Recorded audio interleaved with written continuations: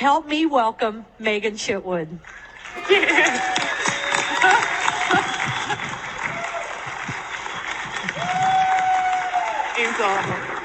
Thank you. Thank you so much. I hate the way people treat each other out in the general world today. The guy at Costco who curses at me and throws his arms up as I'm sitting there patiently waiting for 5 to 10 minutes for the first parking spot with my blinker on. As he pulls up right when the person's pulling out, he thinks he deserves that spot. But what he doesn't realize is the only reason why I want the front row spot is because my 2-year-old really wants to walk into the store, and I want to keep her as safe as possible. Or it's the company that has won a major contract with the state, and they are overcharging a school district tens of thousands of dollars a year, and it's just business. It's part of the contract. But what they don't realize is they are taking money out of the classroom where children can learn and succeed. And then I realize, as I'm thinking about all of this and it's getting me really down, I realize not everyone sees the world as I see it. Not everyone had the experience that I had at 16 that completely changed my world. You see, when I was in middle school, I met this guy. Yes, it was the first love. Met this guy. His name is Bucky. And Bucky was so excitable, and he was so warm, and he had these big, huge eyes. He was the cutest guy in middle school. Ask all the girls. He was the cutest guy in middle school. And when Bucky just got to choose from all of us lined up, as you can imagine, in middle school, he chose me. He chose me. Fast forward, he and I dated on and off, and at 16, I decided to go to boarding school. And when I went to boarding school, I was giving up several things. One, I was giving up my relationship with him. I was giving up sports. I was giving up a lot of things, but I knew it was going to be best for me in the long term. So a couple months into being at boarding school, I get a phone call from him, and I didn't return his phone call. I don't know why. I can't even remember. I've been trying to remember. Why did I not return his phone call? But I didn't return his phone call. Heard through the grapevine, he actually was calling to invite me to homecoming at my old school. Boy, was I ticked off that I didn't return that phone call. I saw him a couple weeks before homecoming, and he and I had a great time. We were just as connected as we had ever been. We were completely connected. It was fantastic. And then I went back to school, and life carried on. Well, October 30th, I got a phone call from my sister, Eleanor. And she left me a message, and she says it's about Bucky. And my head started swirling. She was hanging out with him last time I was home. Oh my gosh, what is she calling me about? It's against the rules to date siblings. That's immediately what I thought. She was going to call me and tell me that Bucky had asked her out, and it's okay if they go out. And the answer was absolutely going to be a resounding no, because that's just not right. Right? Well, I call her back, and all she can squeak out is, Bucky is dead. Bucky is dead. To make matters worse, it was self-inflicted. It was self-inflicted. Okay? My last experience with him was great, but if I had it to do all over again, I would make sure he knew exactly the impact he had had on me. The exact impact. And that was, one, he made me realize that I had a lot more worth than I thought I had. He helped me realize the definition of beauty was not blonde and petite. Because as you can tell, I'm anything but blonde and petite. That's what I thought the definition of beauty was. The other thing that I would have told him is he had made such an impact on my life, and I am so glad that I know him. And then, of course, you have all the other thoughts. If I'd have been there, would I have seen something? Right? I said I hate the way we treat each other. And that's because we never know what the other person is going through. Ever. We don't realize that. Now, I know that's kind of heavy, but so my new lens that I wear in life is this might be the last time I see this person. Make sure nothing is left unsaid. My grandpa Owen passed away 1 week ago today. I have not shed a tear. And I don't think it's because I'm in denial. I think it's because he knew every step of the way exactly how I felt about him. We had closure years ago. I can walk away with a smile on my face saying, my gosh, he lived to 91, and that was just phenomenal, and he had the most awesome life, and I have peace. So as I said, I know this is kind of heavy, but how does that relate to B&I? All of us play a role in the experience. My new life philosophy as a result of all of that is I want an interaction with me to be the bright spot in someone's day. Anyone that I encounter. If they're having a bad day, it might even be a smile on the sidewalk. But I want that to be the bright spot. When I go to a chapter meeting, if someone does not say to give a testimonial about me and my presence, I'm disappointed because I didn't make the impact that I had shown up that day to make. Okay? We all play a big role in that experience. So let's talk, starting with inviting. Okay, starting with inviting. Hopefully many of your chapters have growth coordinators. Okay, growth coordinators. Growth coordinators have a huge role in the B&I experience. Okay? Many of the times when we go to a chapter meeting, people aren't real strategic about who they've invited. So let me paint a couple of pictures. One picture, anybody and everybody has been invited to the meeting, right? It's like pick and choose. You don't really know why. Let me paint another picture. Everyone in the room has a strategic purpose for being there.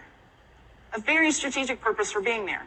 So the growth coordinator can help create that by helping the chapter have direction. Who do we need to invite and why? We might need to invite mortgage lenders. Sure, we've got one sitting in here, but the real estate agent is speaking today. We might need to invite a florist because we don't have a florist in our chapter. So the growth coordinators play a big role in that as well. Every single member also plays a role in this, right? You get to create their first impression of B&I as you invite them. One of the things that I do when I'm inviting someone, and remember, I'm the executive director, so every member that comes in directly impacts the bottom line, right? Okay? But what I do is I literally sit there and I do a consultative interview with them to make sure they have told me something that B&I can help them with. If it's, I need to meet this person, or I need to grow my business, or I need to be around positive people, whatever that is, I figure out what it is, and I literally say, I don't know if this is something that you really want to try, but why don't you come to this meeting just once, come to this meeting, check it out, and here's the reason why you told me it would work for you, okay? So everybody plays a role in that, okay? And be strategic about it. Look them in the eye. I know this can ultimately help you. And you can really make an impact just by the invitation. Now they've been invited, okay, and they've got all these thoughts going through their heads. What is this going to be like? They already know what it's going to be like. They know it's going to be like every chamber event, every other networking event they've ever been to. Is that the B&I experience? No. Even from the foundation, that's not the B&I experience. So they've got all these things swirling around their heads. You've got to be very aware of that, okay? The next thing we want to mention is prospective visitors. Do any of you know what prospective visitors are? I didn't think so, and that's okay. Prospective visitors are people who have been entered into the B&I Connect system. So you invite someone, they say, yes, I'm going to attend. You say, great, I'm going to register you for that meeting. Is that okay? They say yes, you say, great. And then B&I Connect does everything else for you. An email goes to them saying, you've been registered. That adds a little bit more commitment to it. We're expecting you. The president, vice president, secretary, treasurer, visitor host, and director all get an email saying you have a new visitor coming. Okay? And then the member gets a reminder a day before that they're supposed to be at a meeting tomorrow. What kind of impact does that make? When somebody is that thorough with me to follow up and confirm, their credibility automatically goes up. They've got to be the most organized human being on the face of the planet if they can keep up with those little details, makes you look awesome, makes the experience better for the person who's coming to visit. There's another thing that you can do, though. Presidents, make a phone call. Leave a message. Many of us can't get the person on the phone these days. Leave a message. I'm the chapter president, and we're looking forward to seeing you. I remember thinking, the chapter president's really not that special, are they? The executive director isn't. But the president's probably not that special. You would be shocked at how the visitors feel about the president contacting them, right? The visitor host, the first person they're going to see, could follow up with a phone call and say, look for me at the visitor host table. Touch points. Touch points. This is before they even get to the meeting. Then they actually get to the meeting. They're a visitor. Should I be at this conference or what? For the members, we heard about 1 million times yesterday about inflators, deflators, satisfiers, dissatisfiers. Here it is. They're giving, for every experience they have, every tiny little minute, they either giving you a thumbs up or a thumbs down. Thumbs up or thumbs down. Okay? So think about that. The president plays a huge role in this because they're the ones that are going to be orchestrating the meeting. But the first piece is the visitor host. Warm and welcoming visitor host. The person who's checking them in, right? Warm and welcoming. I've been visiting a lot of chapters lately, and I show up and the visitor host is there, and they have me check in. And then, of course, for me, they kind of pass me along. But then I kind of watched as the other visitors came flowing in, right? And it's, thank you so much for coming. And they have a positive first moment, and then they're kind of passed off. And a lot of times they end up by themselves, not having a clue what to do next. And I thought, this is a problem. So the current as-written visitor host process is really good. Never let your visitor stay alone and all those kinds of things. But I want to take it a step further. You usually have, hopefully, 4 visitor hosts in your chapter. How many visitors do you usually have? 3, 4, right? I thought it was kind of a coincidence. We have 4 visitors usually, and we have 4 visitor hosts. Each visitor host should be teamed up with a visitor and is their host for the entire meeting. This is where you get your coffee. This is where we're going to sit. As we're going through the meeting, these are the things you can expect. Okay? Have one visitor host to one visitor. Now, visitors' days are going to be different, right? Modify. But that's going to make that person's experience so much better, knowing they've got the person that they can hold on to through this whole process they're about to walk through. Right? So that open networking with visitor hosts is very important. And now the president comes in and is running an effective meeting. And then we get to the vice president's report. And you get to see the benefits that are happening on a tactical level. Now, one dissatisfier is money. This, I thought, would drive everyone. But what I didn't mention earlier is, well, you heard earlier, I'm an engineer, right? I love analysis. I love numbers. That's what gets me excited. I'm a minority, in case you're wondering. All right? It doesn't get you excited, right? It's how the thing feels.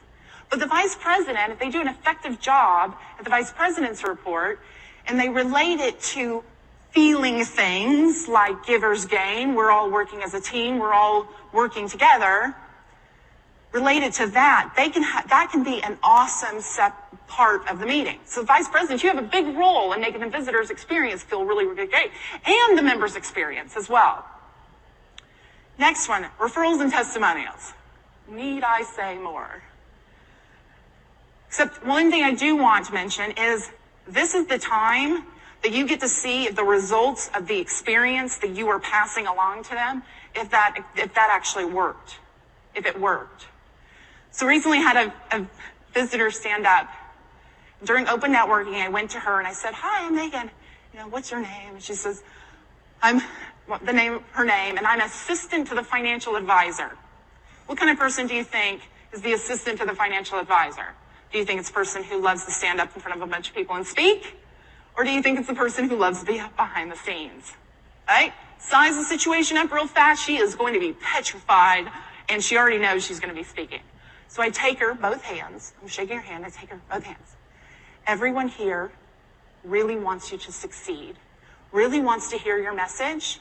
And if you start to get a little nervous, just know everyone in this room is going to be rooting for you. What did she say during referral and testimonial time?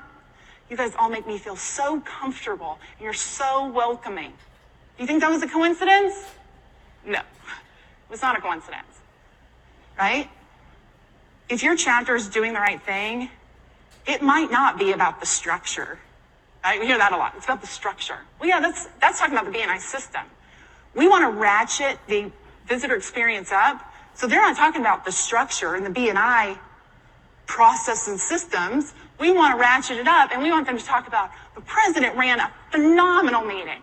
I can't believe these numbers and how all of you work to help each other. The visitor host made me feel so wonderful. Thank you to the person who hosted me today. They helped me understand all of the pieces of the meeting.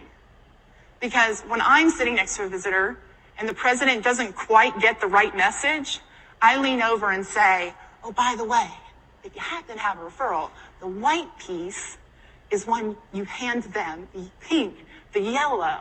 These are one-to-one slips. I'm doing all of this right in the middle of the meeting as quietly as possible, obviously.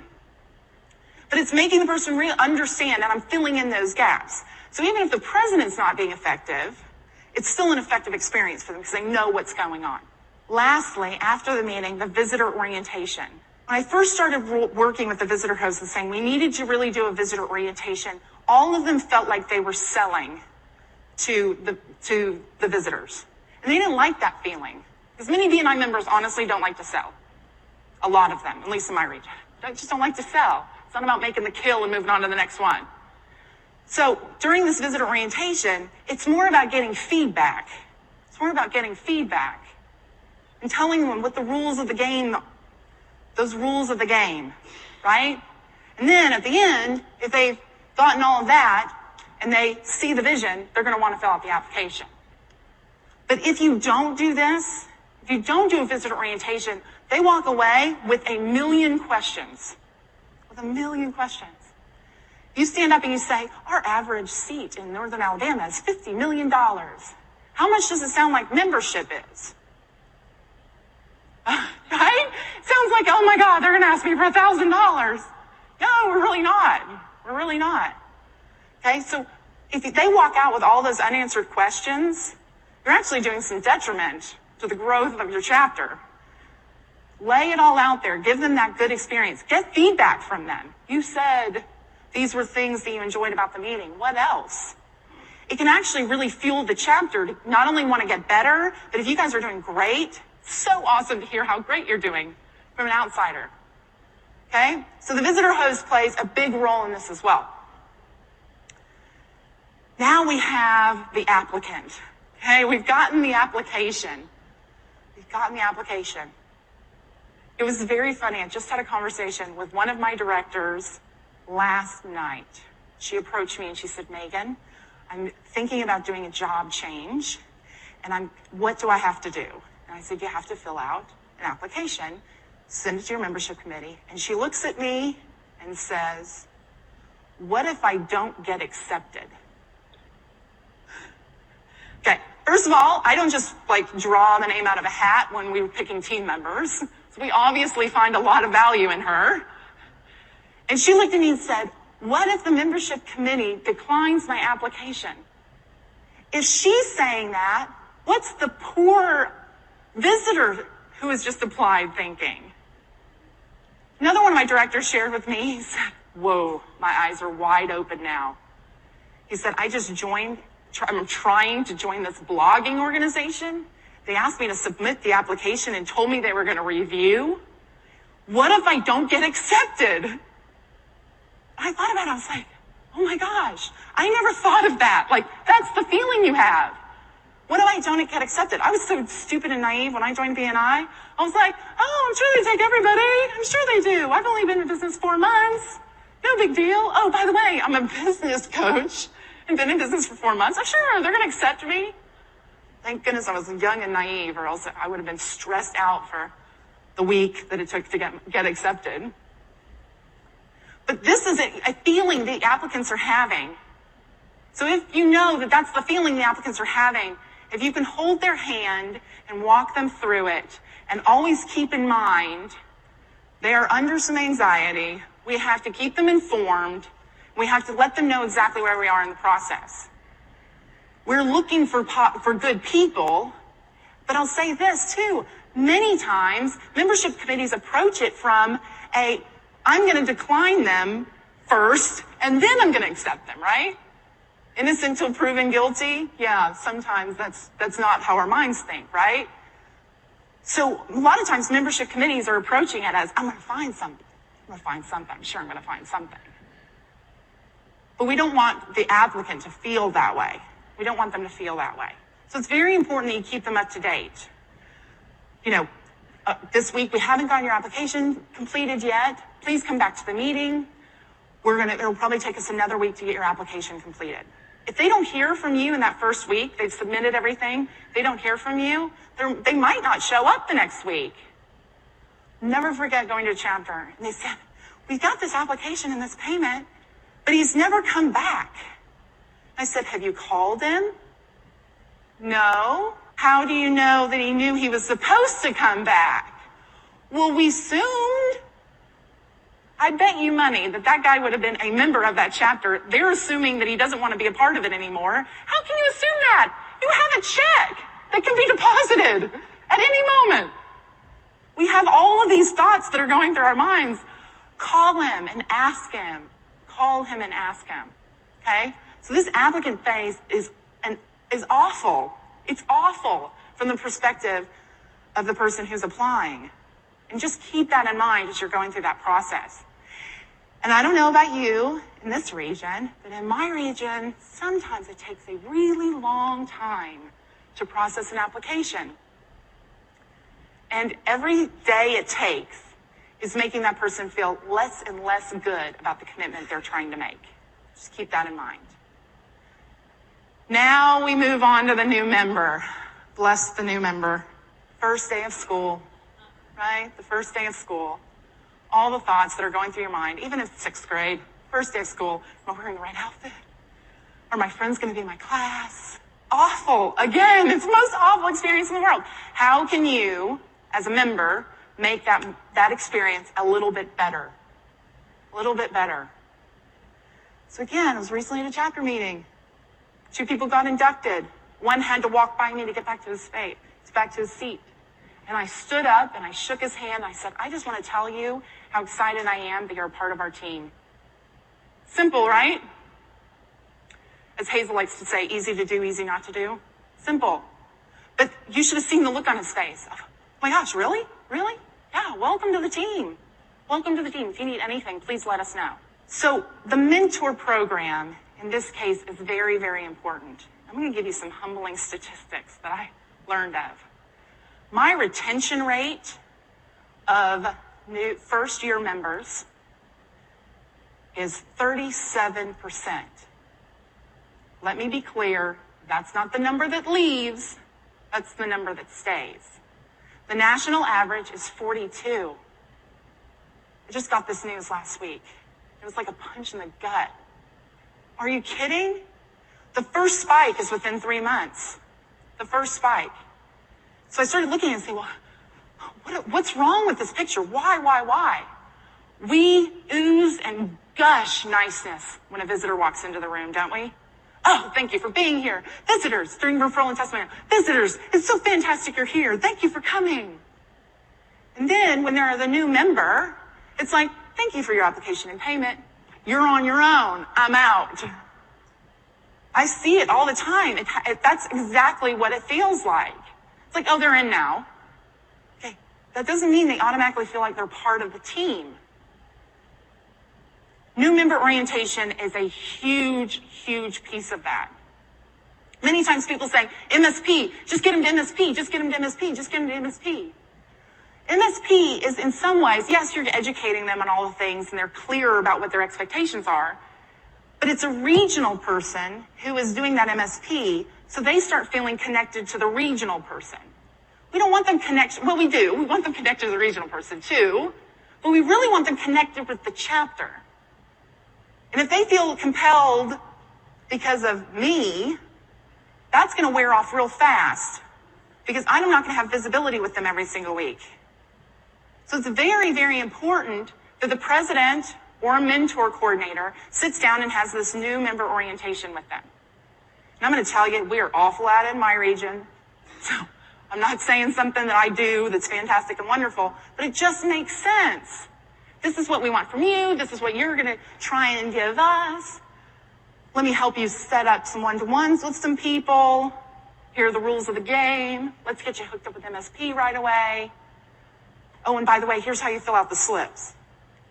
The slips are pretty easy, but I'll never forget, like, what goes into the referral section? What goes into the to and from? And though it seems so easy to all of us, sometimes it looks like a foreign language to other people. We just have to be aware of that. But if you go through this new member orientation, they're starting to feel connected with people in the chapter, with the chapter.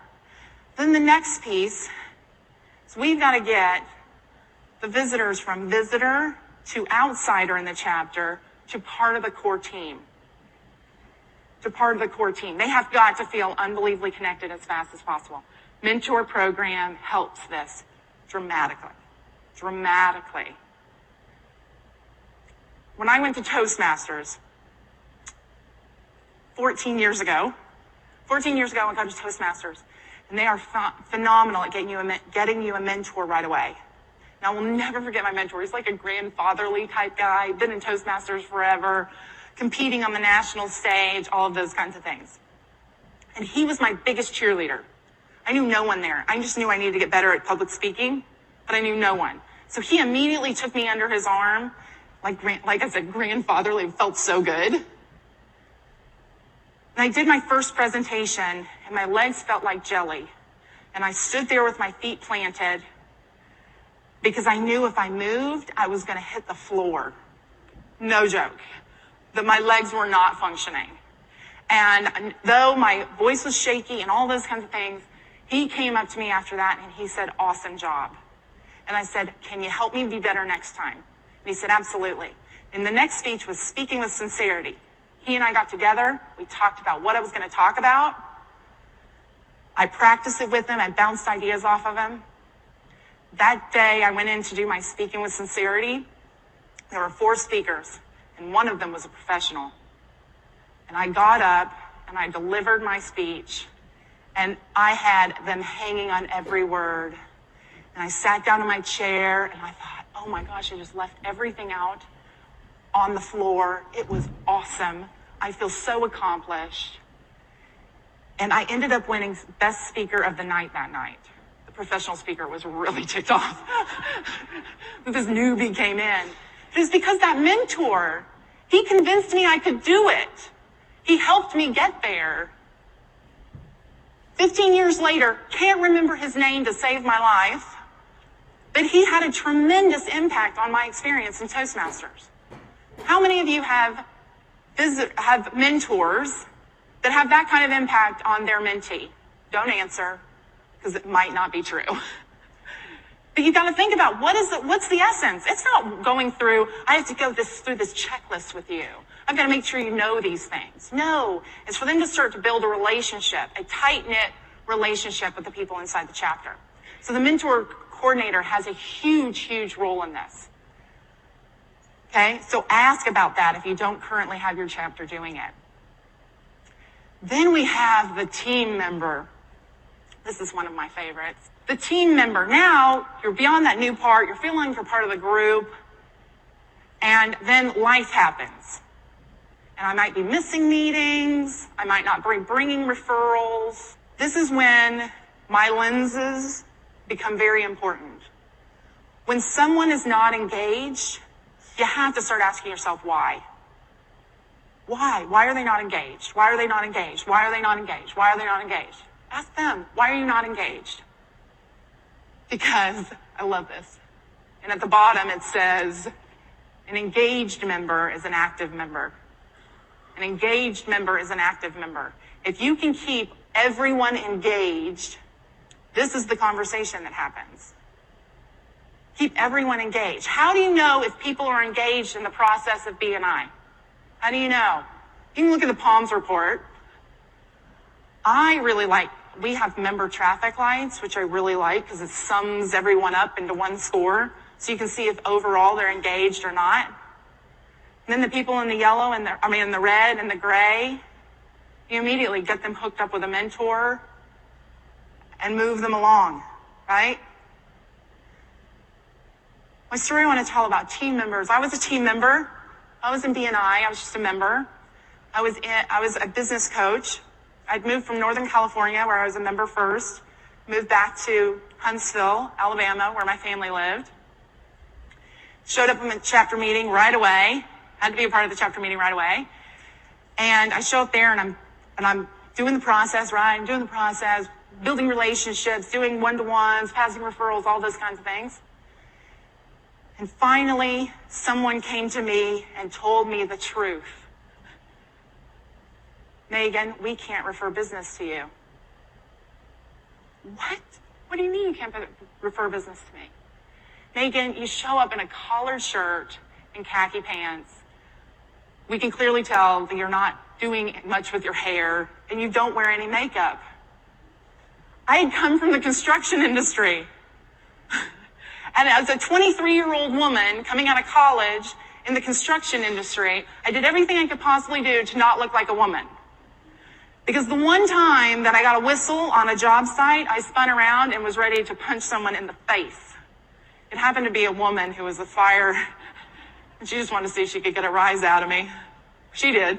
I looked at her and said, "You're so lucky you were across the parking lot because I spun around ready to swing." But that's what I look like. I look like I should be on a construction site. And luckily for me, I can take some criticism. And I said, "Okay, girls, what are we going to do about it?" And one said, "Well, you look like you're about my size. Come over to my house tomorrow. We'll get you a few suits out of my closet, see what you like, see what looks good on you, and then we'll take you shopping." Done. "Oh, and by the way, I got this great hairdresser. We just need to get you a little more style." Done. Mary Kay Consultants in the chapter. Get hooked up with her. Done. And this is what they created. Little did I know that level of professionalism not only made me referable in my chapter, but I was 24 when my franchise came up for sale. And I really loved BNI, right? I wanted to be the executive director. In my head, I had already convinced myself I was. And I go to the person who's the executive director, and she wanted to sell me half. I said, "Great, I can do half. Long story short, turns out that they sold the whole thing. So I go to my parents and I said, "Can you help me out? Can you help me out and help me buy this?" And my dad looked at me and said, "Are you out of your mind? If you can't make the payment, I just paid this much money for air." I was like, oh. A BNI member in my chapter came to me and said, "You are going to be a fantastic executive director. Let me loan you the money." Yeah, right? Holy cow. These relationships in BNI can change your life. I've been an executive director for almost 10 years. Changed my life. I'm going to the coffin as the executive director of Northern Alabama. Absolutely. It's very important that you have team members that are engaged. And if they're not, and I wasn't engaged. I wasn't referable at that point. They got me engaged right away. And last but not least, the renewing member. This is how it feels to be a renewing member. We want you to pay your membership, right? We want you to pay your membership. Let's just get that membership check in. I have a little different perspective on that. My perspective is you are making a commitment to help us for the next year. You're making a commitment to my business and helping my business grow. It's not about getting paperwork in. It's not about renewing you if you're good or if you're bad. It's about you making another commitment in my business. And that's key, and that's important, and we should celebrate that. We should absolutely celebrate that on a regular basis, okay? So the renewing member, don't take them for granted. Don't take them for granted. They can say no.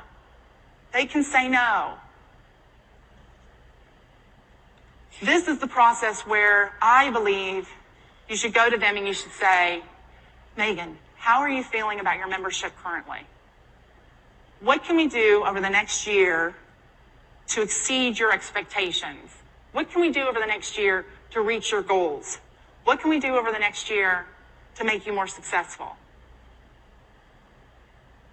You need to be doing this on an ongoing basis, but a lot of times chapters get into their own businesses and all those kinds of things. We can't necessarily ensure that everyone's doing this on a monthly basis. But this is a good cue time to do it. Sit down with them. How can we make you more successful? We need to get a game plan together here. So it's very important that during that renewal time, the member also feels like they're a very special part of the team. So as I mentioned, I want to make sure that every experience that people have with me is a bright spot in their day. How can you do the same thing, not only in your chapter, in the role that you're playing in your chapter, even if you're just the member? How can you do that every single day, though? How can you do that every single day? I'm not perfect at this. Ask my husband. Pretty good with that with my kids, but ask my husband, I'm still in practice. But when I go out every single day with that mission to help to make someone feel really, really good about themselves, I know that I will never have to experience what I experienced at 16 ever again. And I also know that I might be the person that walks away with someone saying, oh my gosh, there is a positive peace in this world. What's really lucky about where we are in BNI is as a culture, that is the case. Just had a visitor stand up in referral and testimonial time, a small town, the Shoals in Alabama, stood up and they said, wow, I did not realize there was such a positive place for business people to exist. We're doing this all as a base level. At a base level, our culture is already exceeding expectations. But I believe if we all take our roles very seriously in the chapter, that we can make that tenfold. And people are walking away going, oh my God, this is fantastic. This is life-changing. So if you've heard nothing else today, what I would like you to do at some point for the members over the next few hours today, for directors over the next weekend, try and figure out a way that you can be the bright spot in someone's day. Okay? Make an impact in some shape, form, or fashion. And it might be as simple as, welcome to the team. Thank you so much for coming to this breakout.